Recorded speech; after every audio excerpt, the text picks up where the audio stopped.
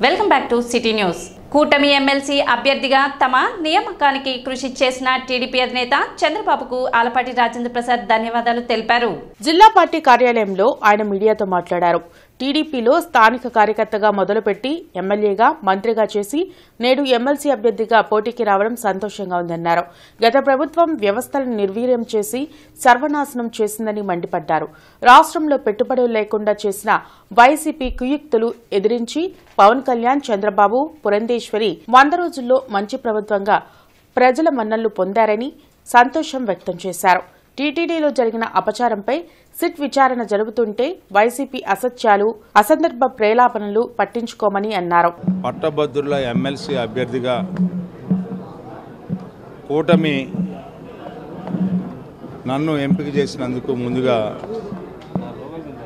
నారా చంద్రబాబు నాయుడు గారికి, పవన్ కళ్యాణ్ గారికి, పురంధేశ్వరి గారికి, లోకేష్ బాబు గారికి నా హృదయపూర్వకమైనటువంటి ధన్యవాదాలు.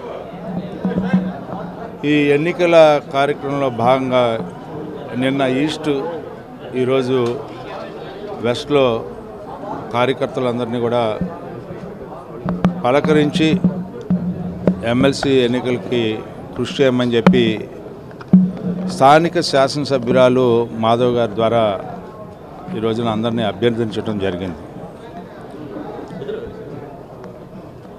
నేటి ప్రభుత్వం యొక్క పరిస్థితి మనందరం చూస్తూ ఉన్నాం. ఏ రకంగా పనిచేస్తుంది, వ్యవస్థలన్నింటినీ నిర్వీర్యం చేసి, గాడి తెప్పి, ప్రజలందరినీ భయభ్రాంతులను గురి చేసి, ప్రజా వ్యవస్థల్ని విచ్ఛిన్నం చేసిన దగ్గర నుంచి ఒక్కొక్క దాన్ని గూడుకుంటూ అందరికీ సకాలంలో జీతభత్యాలు చెల్లించుకుంటూ ఏదైతే ఎన్నికల ముందు హామీ ఇచ్చామో ఆ హామీలన్నింటినీ నెరవేర్చుకుంటూ పెన్షన్ 1వ తారీఖు కల్లా టంచనుగా 98% పూర్తి చేసుకునేలాగా పెన్షన్ ఈరోజు ఇచ్చుకుంటా ఉన్నాం. గత ప్రభుత్వంలో చంద్రబాబు నాయుడు గారు ఉన్నప్పుడు 200 రూపాయలు చేసినటువంటి పెన్షన్ని 2000 రూపాయలు చేసిన ఘనత, ఈ రోజున 4000 రూపాయలు చేసిన ఘనత కూడా చంద్రబాబు నాయుడు గారు. అదేవిధంగా సంక్షేమానికి ఒక పక్కన పెద్దపీట, విచ్ఛిన్నం చేసి రాజధాని లేని రాష్ట్రంగా, ప్రాజెక్టులు లేని రాష్ట్రంగా, పరిశ్రమలు లేని రాష్ట్రంగా ఉంచినటువంటి పరిస్థితి నుంచి అందరినీ కూడా మాకొద్దు ఈ రాష్ట్రంలో పెట్టుబడులు అని చెప్పిన ప్రతి వ్యక్తిని కూడా ఓదార్చి, సేద తీర్చి వాళ్ళందరినీ కూడా తిరిగి ఈ రాష్ట్రం వైపుకి మరలించి ఈ రాష్ట్రాన్ని అభివృద్ధి చేసే దాంట్లో అక్షరమాలలోనే కాకుండా అభివృద్ధి వైపుకి సోపానం వేయాలనే నిరంతర శ్రామికుడు ఈనాటి ముఖ్యమంత్రి నారా చంద్రబాబు. పెద్దలు పవన్ కళ్యాణ్ గారు సహకరిస్తూ ఈ రాష్ట్రాన్ని ముందుకు తీసుకెళ్ళాలి, ఏ రకంగా కూడా ఎక్కడ కూడా చిన్న అవినీతి మరక లేకుండా ముందుకు వెళ్ళాలని చెప్పే ప్రయత్నం, 100 రోజుల ప్రభుత్వం మంచి ప్రభుత్వం అనే భావన ఈ రోజున ప్రజలకు కలిగేలాగా పాలన చేసినటువంటి నాయకత్వం, ఈ రకమైనటువంటి ప్రతి అంశంలో కూడా ఆఖరికి దేవుడి విషయంలో కూడా దేవుణ్ణి కూడా మోసం చేయడానికి ప్రయత్నించినటువంటి దొంగలు వైసీపీ పార్టీ వారు. ఏది దోచుకోలేదు అంటే ఆఖరికి దేవుణ్ణి కూడా దోచుకోవడానికి వెనకాడలేదు. నువ్వు ఏ అంశంలో ఒక సామాన్యుడి దగ్గర నుంచి 2,75,000 కోట్లు పంచానన్నావు, 2,75,000 కోట్లు పంచావు, కానీ మిగతా 19 లక్షల కోట్లు మాత్రం దోచుకున్నావు అని చెప్పాలనేది నా ఉద్దేశం. అంతేకాకుండా చరిత్రహీనుడిగా మారుతామని గతంలో చాలాసార్లు చెప్పాను.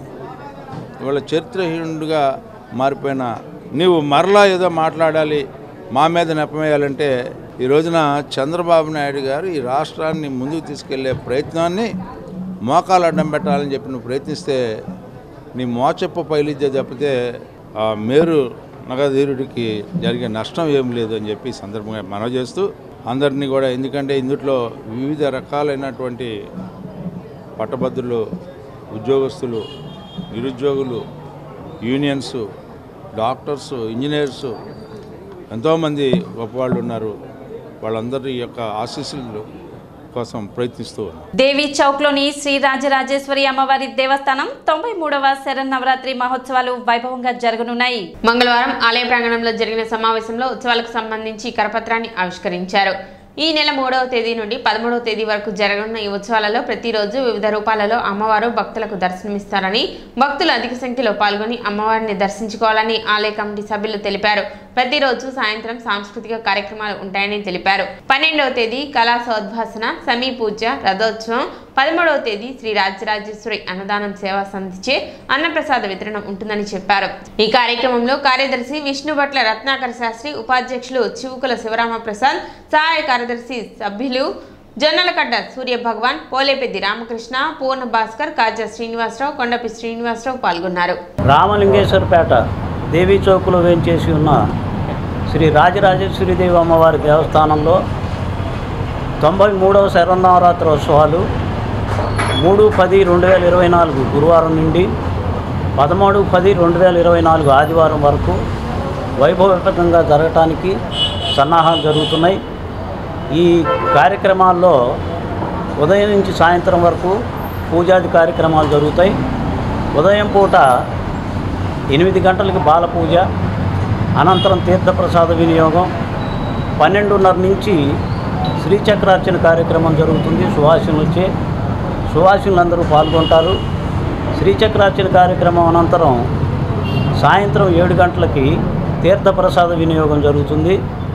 అనంతరం సాంస్కృతిక కార్యక్రమాలు ఉంటాయి. ప్రతిరోజు నగర సంచారం ఉంటుంది అమ్మవారిది. ఈ కార్యక్రమంలో కూడా భక్తులు అంత సంఖ్యలో పాల్గొనండి. తర్వాత 13వ తేదీ ఆదివారం ఉదయం 8 గంటలకి రమాసహిత సత్యనారాయణ స్వామి వారి వ్రతం జరుగుతుంది. అది అయిపోయిన తర్వాత 11 గంటలకి అన్నప్రసాద వితరణ, అన్నదానం జరుగుతుంది. అమ్మగారి ప్రసాదాన్ని కూడా స్వీకరించండి. తెనాలి మండలం అంగల్కుదురు గ్రామంలోని జెడ్పీ పాఠశాల జూనియర్ ఇంటర్ విద్యార్థులకు స్టేట్ బ్యాంక్ ఆఫ్ ఇండియా ఆధ్వర్యంలో యూనిఫామ్స్ అందజేశారు. పాఠశాలలో ఈ సంవత్సరం జూనియర్ ఇంటర్ కోర్సు నూతనంగా ప్రవేశపెట్టిన సందర్భంగా విద్యార్థినులకు ఎస్బీఐ ఆధ్వర్యంలో యూనిఫామ్ అందజేశారు. కార్యక్రమానికి భారతీయ స్టేట్ బ్యాంక్ ప్రాంతీయ అధికారి జగదీష్ కుమార్ ముఖ్య అతిథిగా పాల్గొని విద్యార్థులకు యూనిఫామ్ అందజేశారు. విద్యార్థులకు దుస్తులు అందించే అవకాశం బ్యాంక్ కల్పించడం పట్ల ప్రిన్సిపల్ అనురాధకు ధన్యవాదాలు తెలిపారు. సమాజ సేవలో స్టేట్ బ్యాంక్ ఆఫ్ ఇండియా ఇప్పుడు ముందుంటుందని తెలిపారు. విద్యార్థులు క్రమశిక్షణతో చదువుకుని ఉన్నత శిఖరాలు చేరుకోవాలని ఆయన ఆకాంక్షించారు. స్టేట్ బ్యాంక్ ఆఫ్ ఇండియా గతంలో కూడా ఇక్కడ మొక్కల పంపిణీ పెట్టాము. 100 మొక్కలు తెచ్చి ఇచ్చాము. దాదాపు 50 మొక్కలు నాటారండి. మీ చేత కూడా 2 నాటించాలని ఉద్దేశం 2 ఆపారు పక్కన. అయితే స్టేట్ బ్యాంక్ ఆఫ్ ఇండియా కేవలం బిజినెస్సే కాకోకుండా పబ్లిక్ అవేర్నెస్, సమాజ సేవలో ఎంతో భాగస్వామ్యం ఉంటుంది. స్టేట్ బ్యాంక్ అంటే మనందరి బ్యాంకు. మీరు రేపు పొద్దున పెద్దవాళ్ళైనా ఇప్పుడు పిల్లలుగా ఉన్నప్పుడు కూడా 12 ఏళ్ళు దాటినా కూడా మీరు అకౌంట్ ఓపెన్ చేయొచ్చు. అకౌంట్ ఓపెన్ పెద్దవాళ్ళు ఇచ్చిన డబ్బులు దాచుకోండి. ఆ దాచుకోవడం మొదలు పెట్టండి. ఇక్కడ స్టేట్ బ్యాంక్ ఆఫ్ ఇండియా ప్రతి ఒక్కరికి సమాజ సేవలోనూ అలాగే వ్యాపారాత్మకంగా 2 పక్కల ఇలా ఉన్న బ్యాంకు భారతదేశంలో ఏది లేదు.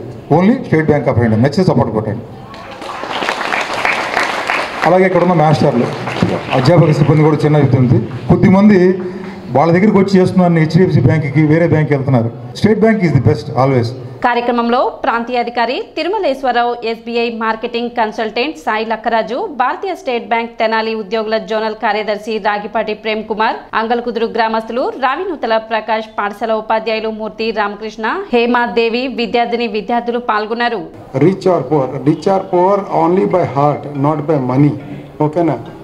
ఇప్పుడు నాకు ఏదైనా ఇచ్చే శక్తి ఇచ్చారు ఎందుకు అంటే ఆ భగవంతుడు చేయమనే తప్ప ఇట్ ఈజ్ నాట్ దట్కి నా పాకెట్లో తిప్పుకొని లేకపోతే ఏదో అని. సో ఎవరైతే ముందరికి సొసైటీ గురించి మంచి చేద్దాం అనుకుంటారో he will be richer by pocket or by heart and god will always bless him who ever serves his society. And society అంటే nothing else then you people. And this is just an investment. And రేపటి నుంచి అమావాస్య తర్వాత నుంచి నవరాత్రులు start అవుతున్నాయి. మా ఆడపిల్లలకి దుర్గామాతలు వీళ్ళందరూ ఆ రకంగా ఆలోచిస్తున్నాను. పట్టణంలో నిర్వహిస్తున్న స్వచ్ఛతా హీ సేవ కార్యక్రమంలో ప్రతి ఒక్కరూ భాగస్వాములు కావాలని చైర్పర్సన్ తాడిపోయిన రాధిక తెలిపారు. స్వచ్ఛతా హీ సేవ కార్యక్రమంలో భాగంగా సోమవారం పట్టణంలోని 11, 27, 38 వార్డులలో ప్రత్యేక పారిశుద్ధ్య కార్యక్రమాలు నిర్వహించారు. చైర్పర్సన్ తాడిపోయిన రాధిక ఆయా వార్డుల కౌన్సిలర్లతో కలిసి కార్యక్రమాన్ని పర్యవేక్షించారు. తెనాలి పట్టణాన్ని సుందరంగా తీర్చిదిద్దేందుకు అందరూ భాగస్వాములు కావాలని ఆమె పిలుపునిచ్చారు. కార్యక్రమంలో పలువురు కౌన్సిలర్లు, పురపాలక సంఘ అధికారులు, సిబ్బంది పాల్గొన్నారు. సత్యహి సేవా కార్యక్రమంలో ఈ వార్డు కౌన్సిలర్లు గారు కానీ, ఆ మున్సిపల్ సిబ్బంది, అలానే కమిషనర్ గారు ఇలా అందరం కలిసి ఈ ప్రోగ్రామ్ సక్సెస్ చేస్తున్నాం. అలానే మీరు కూడా మన వార్డు ప్రజలందరూ పరిశుభ్రంగా ఉంటేనే మన ఆరోగ్యం బాగుండేది కాబట్టి మీరు ఎలాంటి చెత్త అనేది రోడ్స్ మీద వేయకుండా డస్ట్బిన్ రూపంలో మాకు అందించాలని కోరుకుంటున్నాం. అలానే ఈ వార్డుల్లో ఖాళీ స్థలాలు అనేది ప్రాబ్లంగానే ఉంది.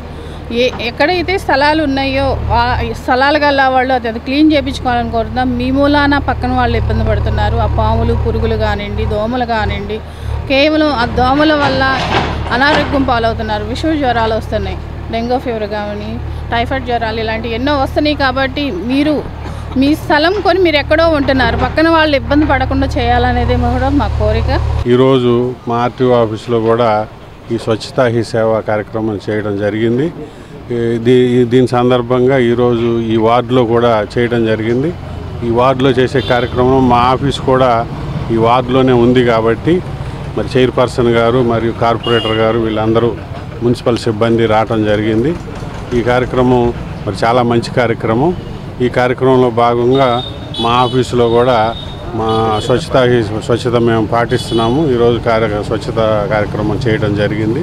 మనం ఆఫీస్లో చేసుకున్నాం. అలాగే మరి అన్ని మన తెనాల్లో కూడా మరి అన్ని ఏరియాల్లో ఈ కార్యక్రమం పాటించి మరి స్వచ్ఛత కార్యక్రమం విజయవంతం చేయాల్సిందిగా మా రవాణా శాఖ తరఫున కోరుకుంటున్నాం. ఇప్పుడు ఒక చిన్న విరామం.